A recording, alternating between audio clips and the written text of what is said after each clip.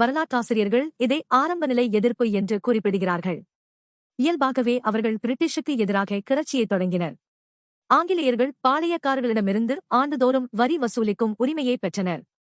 இம்மாற்றங்கள் வேளாண் பொருளாதார அமைப்பில் பெரும் சிக்கல்களை ஏற்படுத்தின. சமூகத்தின் பல்வேறு பிரிவுகளைச் சார்ந்த மக்களும் அவதிப்பட்டார்கள்.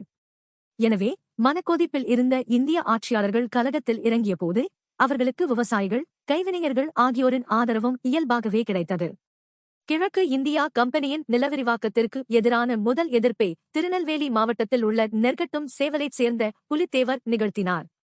இதன் பின்னர் தமிழ்நாட்டில் வேலுநாச்சியார், வீரபாண்டிய கட்டபொம்மன், ஓமத்துரை, மருது சகோதரர்கள், தீரன் சின்னமலை போன்ற தலைவர்களும் கிளர்ச்சியில் ஈடுபட்டனர். பாளையக்காரர் போர்கள் என அழைக்கப்படும் இந்த தொடர் கிளர்ச்சியின் உச்சகட்டமாக 1806ஆம் ஆண்டு வேலூர் கிளர்ச்சி நடைபெற்றது. அடுத்த வீடியோவில் மைசூர் சுல்தான்களையும் அவர்களின் எதிர்ப்பையும் பார்ப்போம்.